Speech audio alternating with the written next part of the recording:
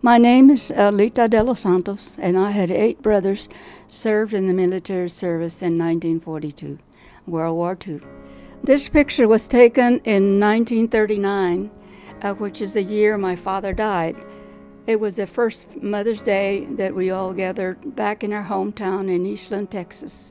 We were 16 siblings, 11 boys and 5 girls. The farm was a good place for us to grow up because they all worked in the fields. So we all did housework. We did everything that needed to be done, not only at home but in the yard, in the garden, and everywhere, and little jobs too. So we survived the first year, the first winter, and then my father's friend, Don Braulio, told my mother that they were hiring people to go work in the north and do work in the fields, and my brothers were all field workers. They knew how to do everything. My brother Tino had been in an accident right before World War II, and he was accidentally shot and he died. Henry was too old, and there was, we called him Pancho. His name was Jose Juvencio. He had fallen down as a child, and his left arm was dried up, even though he wanted to join the military, anything. He volunteered everywhere, and they would not take him. So those are 3 that were not involved in the war. Jesse had volunteered right after my father died, and he joined the cavalry. He was the first one to go into the service. After we came back to Eastland in 1941, the war started. And then Ernie joined the Air Force. Later on, Cano joined the infantry and was stationed in Brownwood. And then Pete Pichota was drafted. That's when the war got serious. So he went into the Army, and later on, Charlie was drafted also.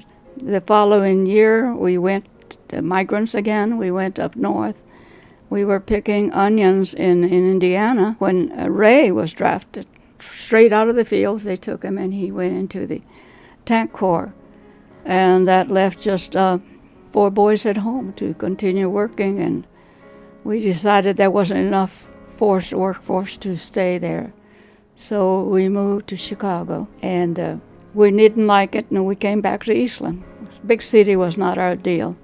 But before we could get to Eastland, my brother Nick joined the Navy at 17, and Al became 16, and he said, I'm joining the Navy. So that took all the men out of the house. They were all gone.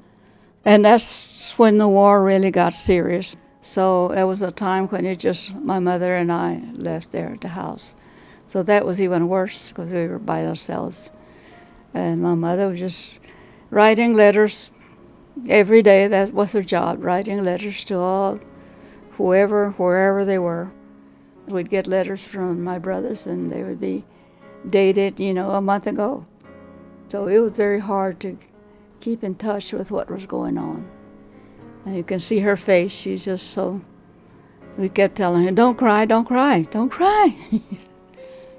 She said, you don't know what it is to send your children over, away and never know whether they're coming back or not.